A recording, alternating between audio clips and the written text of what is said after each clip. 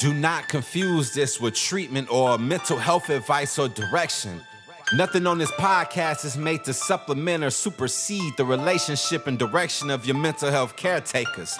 Although David Kozlowski is a licensed marriage and family therapist, he is not functioning as a certified mental health professional in this environment. And same applies to any professional who may appear on the OG Therapy podcast. Welcome to the OG Therapy. Hey everybody, welcome to another episode of OG Therapy. And today's episode is going to be more of a public service announcement for everyone after the election. Now, a little spoiler alert, we're not going to be controversial. We're not going to be saying, boo Democrats, yay Republicans, or boo Republicans, yay Democrats. No, we're going to be talking to you about our country using a metaphor that anyone that listens to this podcast would easily be able to relate to, and that is family drama. That's right, you guys. The United States is one big, gigantic family, and we are being raised by parents who do not like each other. Now, from anyone out there listening to this that has a history of parents fighting, maybe they went through a divorce, or maybe that you're praying for them to go to get a divorce, but they never did, you will definitely connect, or I assume you'll connect with what we'll be talking about today. Because as I was talking to my producer, Brandon, before this episode, I haven't really talked much about politics. We did an episode recently about how to avoid politic drama at family gatherings over the holidays. But as we were talking earlier today, I thought I should probably give some suggestions and ideas to our listeners that I've given to many people that I counseled throughout the years. I'm not a political pundit. I don't have a dog in the race. I have no desire to tell you that you voted for the right person, the wrong person. I just don't want more family drama for any of you, and also friend drama, work drama, things that just make your days harder. Your day is already hard enough. If you got a difficult job and you got to put in an honest day's work, you got to save some energy for when you come home, for your family, for your friends, and also for yourself. But if you use all that energy pissing and moaning and scratching and biting and frustrated or gloating because your side won and poking and making fun of other people, I get it. That's your choice. And I'm not going to tell you that you can't do those things because you're all Americans. We live in America. So we have the freedom to be petty if we want to be petty. We have the freedom to be gloating if we want to be gloating. We have the freedom to blame our own parties. We have a freedom to blame other people around us. And all those things sometimes are not a good way to spend your time, your attention, and your energy. And it's not really that great of a hobby. At least it's not going to lead to a lot of happiness in your life. So let's get into it. Brandon, like most people, we've been listening to everything after the election. And, we hear different sides. We hear people saying, woo, so excited. And we hear people saying, boo, bah humbug. And then we hear both sides having their own opinions on the other side. But what do you think about the analogy that I use as far as we are all living under the roof of two parents that hate each other, and they use different things to try to get their agenda or to influence us as their kids. Do you see that there's any truth in that, Brandon? Yeah, I would say for sure. I think the biggest example that is if you were to take a kid that's been, or children of a divorce, and then the parents are using the kids to get back at one another. That's what it feels like too. Is where the people are just going, aren't you guys supposed to work together? I'm not supposed to be the one that's getting thrown in the drama and used as fuel for this. Yeah, a lot of teenagers I work with, especially the kids at the school, when we bring up families, we bring up their parents. Sometimes they're old enough to recognize when their parents are being more adolescent than they are. In my analogy of the whole entire, United States, we're one big family, and our parents are, Democrats, Republicans, and we're stuck in the middle. I look at all the youth, so everyone under 18 years old, they're like the children of the family, and everyone over 18 years old is the adolescents of the family. And I say that because adolescents have a little bit more freedom. That makes sense, yeah. And they can do some things on their own. So by no means, and you guys listen to this, in no means I'm saying we're all kids, we're all children. I'm not making comparison. We act like adolescents. I'm saying as far as the family dynamics go, the people who are in power, who in control, the people who have all the influence and all the money, those are usually the parents in a real family situation. Something that I just see, and I want you to tell me what you think about this, Brandon. Something I see that just, it really bums me out is when parents are fighting and they can't when they cross a certain line. So let's say you're a kid, you're watching your parents fight. It's a typical fight. Like, why didn't you clean this? Or why didn't you do that? Or you're always nagging me, like those typical types of debates. But then if one parent goes there, and when I mean go there, they say something more hurtful and more personal to the other parent. Usually the other parent doesn't say, you know what? You're right. I am a piece of bleep. And, you shouldn't have married me. Like, I'm a horrible person. Usually that parent will do one of two things. They'll either shut down and they'll just leave the conversation and then just stonewall and won't talk about it. Or more commonly, they will also start throwing some shade, pull out some dirty laundry, and they'll start saying some things to their spouse that they know is going to really piss their spouse off. It's going to rattle their cage. Then when the other spouse hears it, they usually don't back down after that. They usually say, okay. And then they start to roll up their sleeves, say, oh, you want to go there? Oh, it's about like that. And then the other spouse like, well, you started it. It's like, well, you started it first. So now it just goes to a whole nother level. Is it just me, or does it seem like since Trump came into the equation in 2015, it's just one example of just everyone going to the next level? It's like next level, next level, next level, next level, to the point where we're in this chaos. Now you listen to media, you listen to all the different types of stuff. It's like after the election, I see a few people that are being more introspective and saying, hey, here's what we did wrong. Here's what we did right. But I see a lot of people doubling down on the hatred and the anger. And I'm looking at this from like a marriage family perspective. And I'm looking at this going, oh, this is not good for the family if they just keep on one-upping or trying to one-up each other. What are your thoughts, Brandon? I think when you take the political landscape that was before Trump, I think the going below the belt or taking things there kind of happened behind the scenes, at least not in front of the kids. Yeah, it was definitely behind the scenes. They're fighting in their bedroom. It wasn't in the living room. Yeah, and I think at first kind of what happened before Trump was ever elected to be the Republican nominee, became president, in those first initial debates, he changed how the game was played because they were not used to that. And I think a lot of people, whatever side of the line you're on, went, I actually like that he called our parents out. And I don't think the ramifications of that have turned into something way more crazy than probably anybody expected them to be. However, I think at first when you're a kid and you see your parents fighting and your mom says, well, yeah, you're too hard on the kids are going to be like, yeah, you're right. You absolutely, because you're going to be like, at least somebody speaking up for me. But then what dad says back is like, I just wanted one win, not for this whole thing to blow up. And I think there's a lot of shrapnel with everybody because of it. Yeah, parents usually have, at least most parents I work with, they have that like, hey, there's unspoken rules which you can and can't argue about in front of the kids. He definitely flipped the rules upside down. Yeah. And they were doing it behind closed doors like you were talking about. And one thing that's, at least my opinion is that not only did he say things that weren't typically said out in public, he said them in like such like, it was so random. And almost like almost a matter of fact, like he'd be debating with someone and then he made fun of the size of their hands. And you're like, wait, what? Like, what is it? Like, and then everybody starts going like, look at this person. He just totally attacked the manhood of guys that he was going up against. He didn't care the women that he was debating with. He didn't care if they're a woman. It was like anyone could get it. And I'm not trying to understand him. I'm not trying to justify him. I'm just stating that, right? Yep.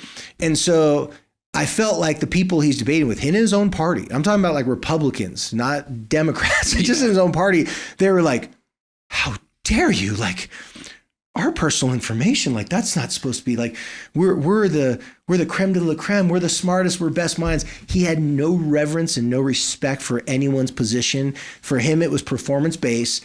And if you are going to think you're going to win against me, I will crush you. Like I will come for your head and I will make fun of your masculinity. There's nothing off limits. And then other people started to do the same thing back to him. The problem is they were novice at it. They did not know how to deal with that type of aggression. He was comfortable with that combative energy. And then when he won, against the Republicans, then he went to the Democrats. Then he starts going after the Democrats like that. And you could tell they didn't know how to handle it. You could tell that a lot of times they're like, oh, how dare he do this? Just like the Republicans, how dare he do this? He's such an evil, such a bad man. From my outside perspective, when I say I don't have a dog in this fight, I mean, I hate politics. I hate it so much I can't even like watch it. I can't look at it because I compare everything in life to high school. Yeah. And I just look at them. I'm like, I was that stupid kid. They're that stupid kid. I don't like who I was in high school. I know a lot of people are still the same person they were in high school.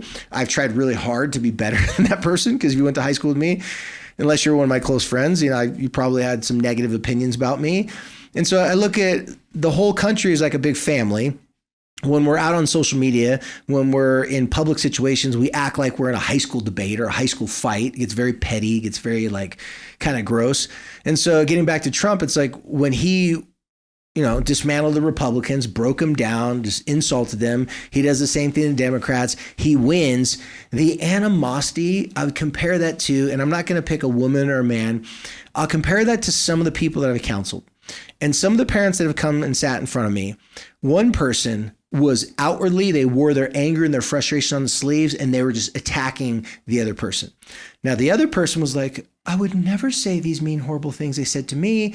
And when they're in front of me, I got this persona that they were calm, they were collective, and everything's fine. Until the parent that was more outwardly upset and pissed off and saying meaner things, until that parent started to share with me the text messages, the emails. They were video recording the other person doing stuff. And of course, they come to me like I'm the principal or, like they want to report, like they want to narc their spouse out. And I would watch these things. And then I would go to the other person one-on-one and say, hey, I get that they say such horrible, mean things to you. However, I saw a text message. I saw an email. I saw this is like, I'm not accusing you of doing anything.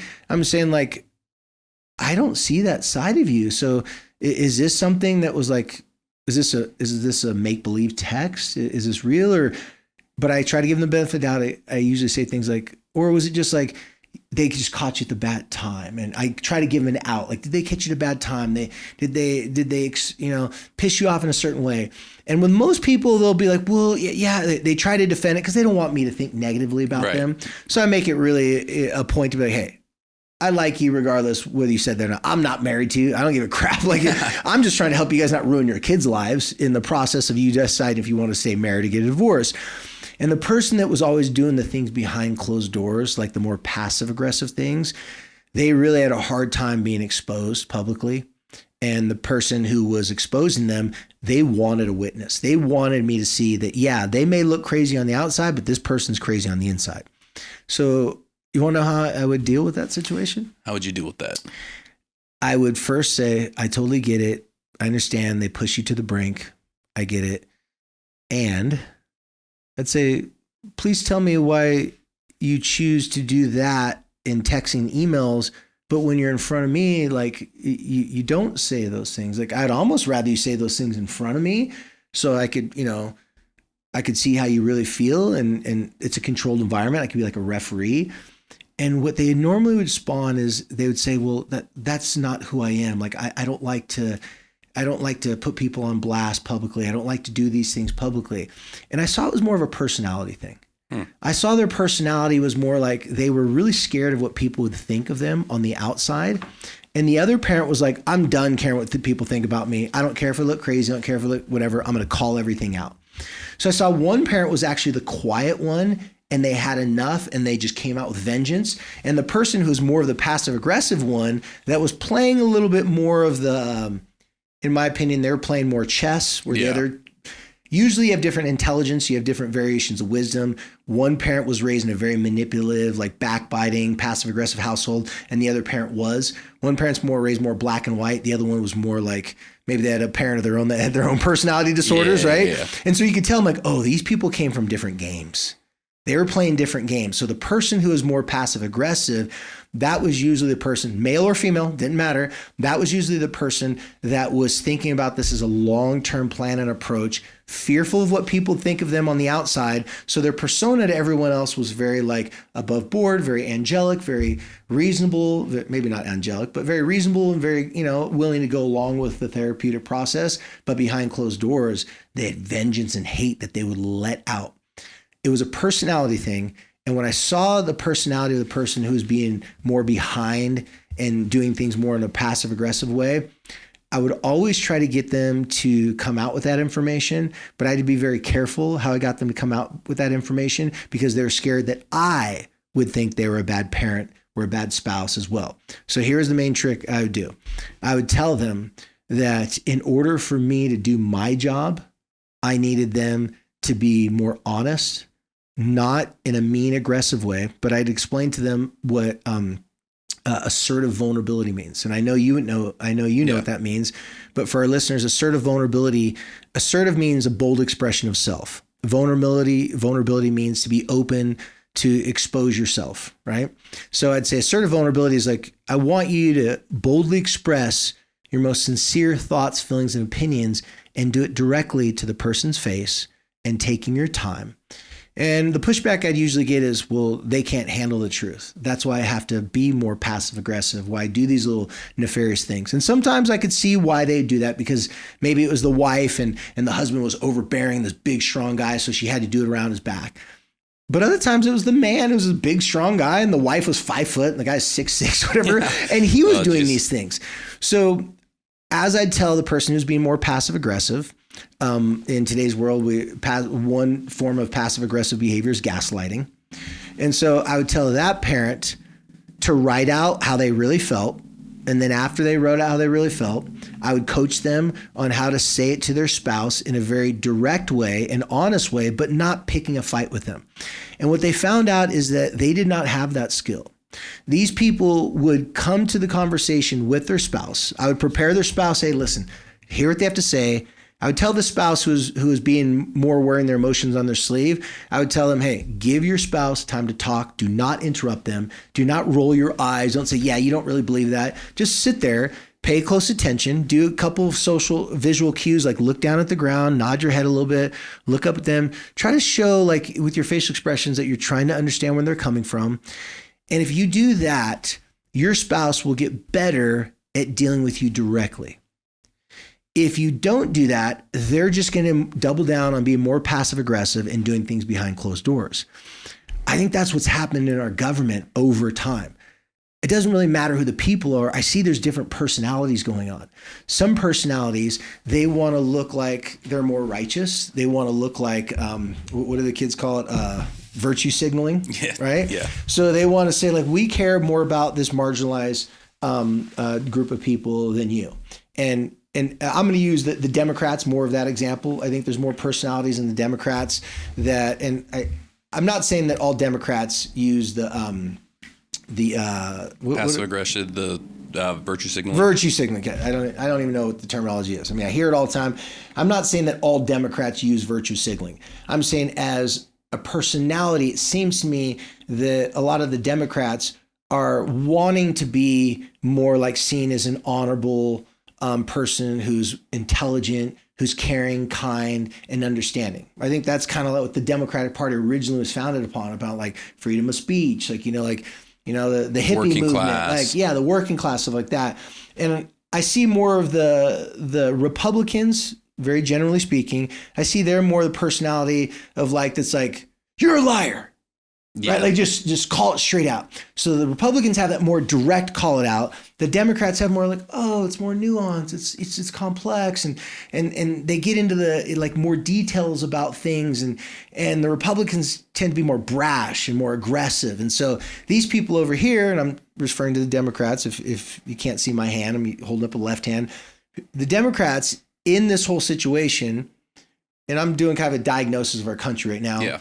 They seem to be more personalities that really care about what people think of them. On the right, they like the bold, brash, like I'm going to say the wild F-boy thing. I'm going to say the thing that shocks things more. And then you have Donald Trump, right? So Donald Trump is definitely more of the, I don't care what you think about me. And he's very aggressive, very in your face. But then it seems to me behind closed doors that people get to know him really well, like the people who at least work with him now. Maybe this happened after he shot.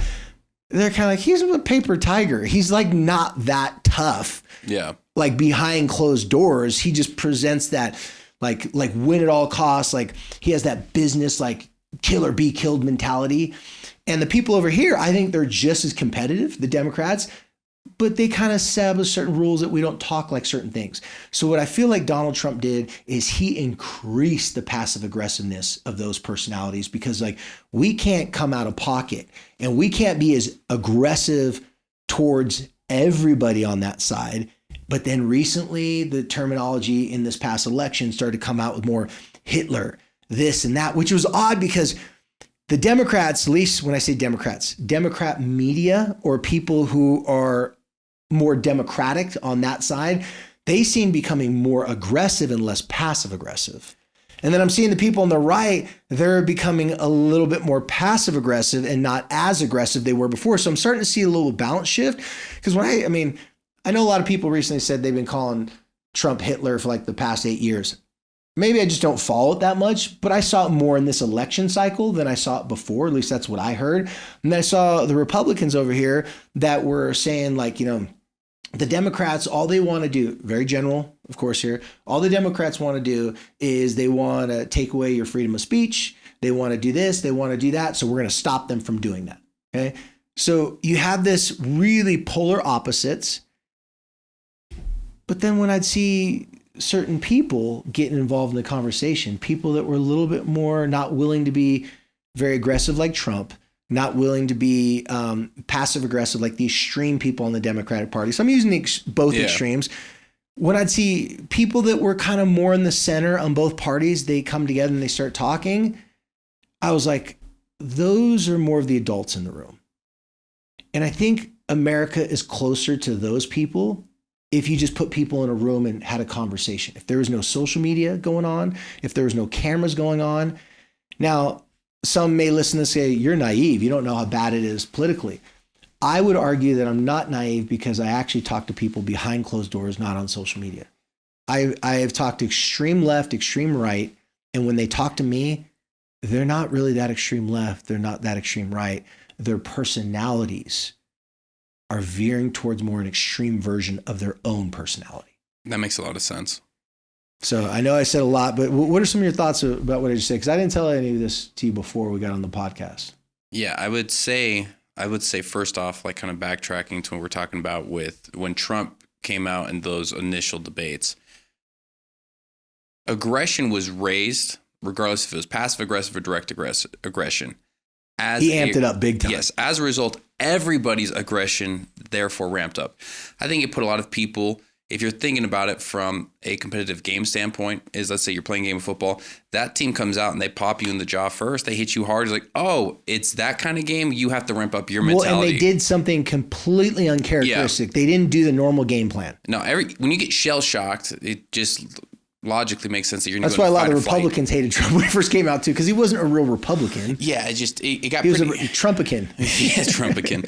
It came out pretty crazy. So I think there's that aspect of it. And I think from that point, it became a grab for control and power of who's in charge, because there was a fear of the unknown of this aggression has never been seen before in politics. What does this mean? Does this mean it is this extreme of somebody like Hitler? Is it this extreme of this?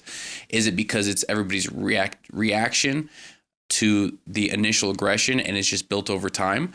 There's also the aspect of you can gain friends depending on your political statement, how far you go on either side. So I think it draws people to be like, yeah, I'm going to say those exact same things, even if behind closed doors, I don't know exactly if I feel that way or not, but I believe it enough to gain friends for it. And I think there's that social aspect to it. And I also think, too, there's the aspect of the kids got lost and forgotten about. The parents have been fighting for 6 hours, and the kids are like, I still need dinner. Like, but I'm 7. What am I supposed to do here? How many people didn't vote because they're like, this is stupid? Yeah, they just opted out. Just they don't want to participate. Because the other thing, too, they're tired of watching their parents fight endlessly. And then really what it comes down to, too, is if you've been in that situation, what's the worst thing for a kid to have happen? To be called on as a witness by the parents and be like, so whose side are you on? It's like, excuse me, I have to spend time with both of you guys, right? Like, this is not fair or right. And I think that's the thing, too, is it's not this party should be running it, this party should be running it. It's the parties at all times, no matter who's in charge, should be working together to collectively help America and the American people. And regardless of what side you're on, That's not happening. It is, we're going to do everything. If your party is in the House and the other parties are in the Senate and president, well, as we got to stand true and block everything. It's like, well, that's not compromise. That's not finding a solution, and vice versa. So it's this whole game of, I see why they've taken that extreme of we have to have everything to get things through because there is no collaboration. So how do you force collaboration? I think people are saying we're going to strong arm them, and then once we get our stuff done, then we can collaborate. And I think both sides have both said we need to collaborate, but who's going to go first? Very true. And I think the reason why we can have this conversation now is because the divorce has been finalized. Yeah. And again, just saying, I'm stating what happened. I'm not stating on what side I am. The divorce happened, and the Republicans got the House, the custody of the kids. Yeah, they got everything. They got everything. So there's really two choices. And I can only talk from my professional standpoint. I've worked with couples where one person did not get anything. The other person got everything. And in that, there's kind of it's a fork in the road.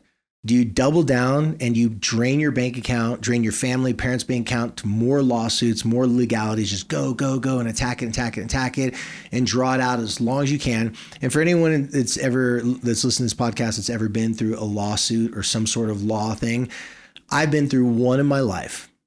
I won. I was given money from the lawsuit, and I don't ever want to go. The money wasn't even worth it. It just mentally and emotionally, you don't have peace in your life. I was agitated all the time. I was fighting with my girlfriend at that time. It was just always just like intense and agitation. So even when I won, I felt like that was a loss of a time of my life. Like I didn't get to enjoy my life at that time. And so obviously the Democrats lost. So it's one of those things. And I'd be saying the same thing if the Republicans lost. Yeah. Like, how are you going to handle this? Are you going to watch the tape? So what I mean by referring to the tape, as athletes, all athletes know, any performer, if you're a musician, anything, sometimes it's hard to go and watch the game. It's hard to watch the performance. If it was a bad performance and you lost, or you just had a bad, night on stage, whatever type of performance you've had, whether it be an athlete or musician or performing arts, when you had a bad night on stage, that's the time, or a bad game, you never want to watch the film. No. Like you want to hide, you go, no, I don't want to look. In your mind, like, I don't want to be robbed of my anger and my frustration and the reality that I built for myself. Or you take the other approach. You watch the film, you rewind it, you critique it, harsh critique of your own performance, what you did, what you should have done, what cues did you miss out in the marriage? Going back to the analogy of the marriage. And so when I'm helping people having a healthy divorce, and a healthy divorce is plainly put, one that doesn't ruin the kids' lives. Fair enough. The kids are going to be hurt by it because divorce sucks and hard, but divorce doesn't mean that their lives have to be ruined. Doesn't mean they have to be asked that question, whose side you are on for the rest of your life. And just like I tell all people that go through a divorce, you thought the divorce was hard. You thought that was difficult. The only thing that's harder than the divorce is trying to remarry or date someone again with a crazy ex. That is the most unattractive thing for all you guys out there listening to this, any girls out there listening to this, whether you're dating a crazy ex or you're married to a crazy ex, but specifically if you're married to someone and you call them the crazy ex and you make them the crazy person, and let's say they are the crazy person to you, but you just build them up as they're crazy, they're Hitler. Sound familiar? They're this horrible person. Oh, by the way, my kids are being raised by that horrible person. Yeah. So am I going to help that person be a better version of themselves by just attacking, never stop attacking? Probably not. So this is the choice everyone has to make in this marriage situation. I think that our government and individual people make this choice one way or the other. I just hope more people make the choice I'm about to suggest. Or the other choice is you look at the film, you look at the tape, realize what do we miss? What do we not do right? And how do we try to work with our ex? Because if we want to move forward, if we want to get better, dealing with confrontation with an ex after a breakup is only going to thwart any of your progress. It's going to make it really difficult to have a good relationship with the kids of the family. So I guess I'm speaking to the Democrats right now because they're the ones that lost. And I'm not speaking to the Democratic Party. I'm speaking to just people, like anyone that cares to listen to this analogy. I'm not a political, advisor. I literally don't even know that much about politics. So I've just been watching all these years. I've just been diagnosing this from the only eyes of diagnosis I know how. That's mental and emotional and family. And I see our country as a family that is not a mended family. It has not healed from anything. Of course, it's too soon to heal. But since 2015, 2016, it's been a long divorce. I feel the divorce is finally official. Now, everybody on the Democratic side is going to have to make a choice.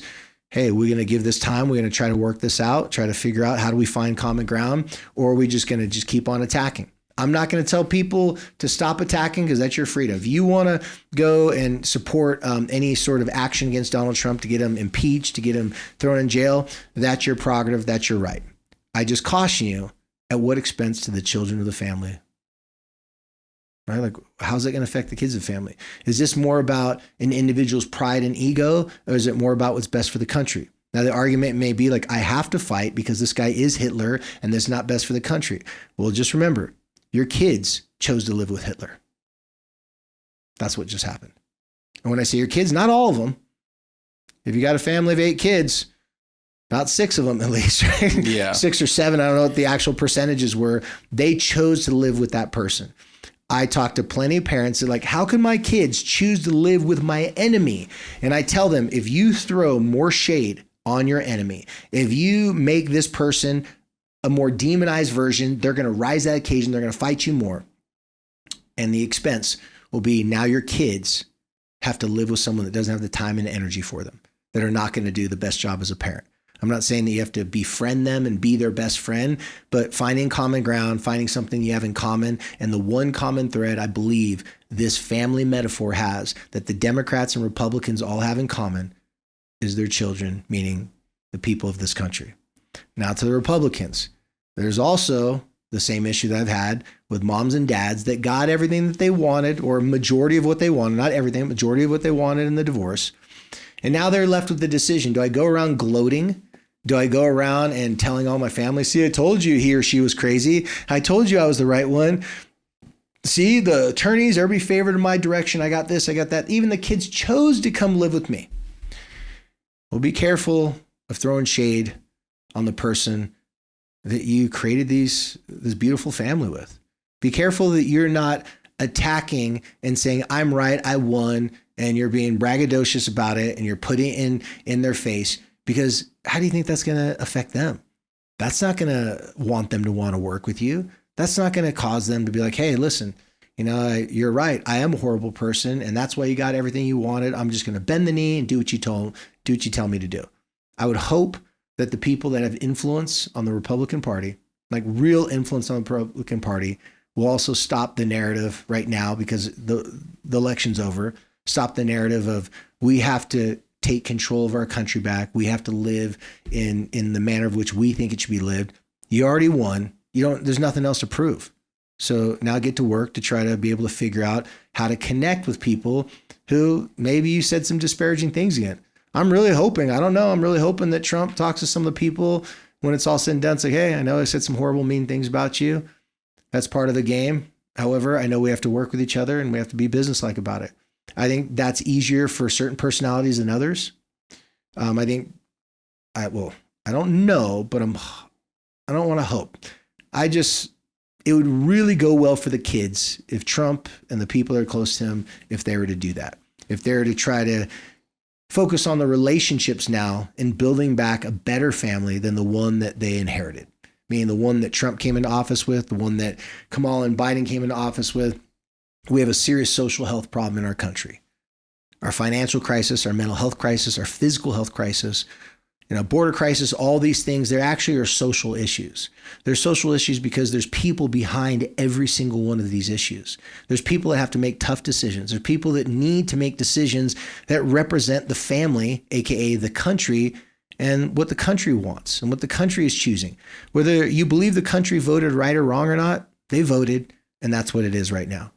So I guess in this conversation, this podcast, I really want the same thing that a lot of great people that I've always admired, from Martin Luther King to, just list goes on. People that just feel that we are a better family, we're a better country if we work hard together, and we see across the aisle, we see across the street, other people working hard, we're working hard. At least we can find that commonality. We all love our family. We love our friends. We want to preserve this country to be as great as this country could possibly be. We'll see what Trump is going to do with the country in the next 4 years. If you hate him and you want him to burn and die in hell, I don't blame you, because I've talked to a lot of people that feel the same way about their spouses. But just like I remind everyone that feels that hatred and anger towards their ex, just be careful how much that hatred can eat you up inside and how much that can affect your kids. You have a huge influence over every single person in your family and every single person in your country. So be careful and cautious with how you wield that influence. I'd like to say just on that, whenever a major change happens in life, regardless if you're the kids, you're the parents, divorce, you won the divorce, you didn't win the divorce, your party won, your party lost, whatever. Major things like that, I think most people can reflect back on life. Those are the moments you're kind of being forced to self-reflect, regardless if you won or not. Things broke. Look at why things broke, because that's not the goal. The goal is not to have all this hatred. If things could go back and forth between left and right, but America was growing and people were growing and felt like everybody was being taken care of, that'd be great. But whatever happened in the last 20 years of politics has broken that. So this is a time for everybody to go, take a deep breath, and we're all trying to do the same thing. If you think it's going to go it should happen this way or should happen this way. If the collective goal is for society to be better, we have to remember that that's in our coworkers. We don't need to be gloating about it and just saying, hey, people voted for what they thought was the best way to get it done. But at the same time, as we all have the same goal, doesn't matter what color it is. We just want to have the same goal of a better society and our kids getting taken care of. Couldn't agree more. The loudest people in the room, whether you're Democrat or Republican, the loudest people in the room, the people who are being more out of pocket, you don't really have as much influence as you think you do. And that's Democrats or Republicans. The best influence, in my opinion, is when you allow people's thoughts, feelings, and opinions, their most genuine thoughts, feelings, and opinions have a great influence over you. First, you listen to them, you hear them out, you consider their position, you try to make, allowances, amendments, and do whatever you can to try to appease all the people in your family or in your party or in the opposite party. But at the end of the day, we don't just want to have a blended country or a blended family. We want to have a mended family. As always, you guys, thanks for visiting us here on OG Therapy. Let us know what you think about this episode and this podcast. And until next time, be cool.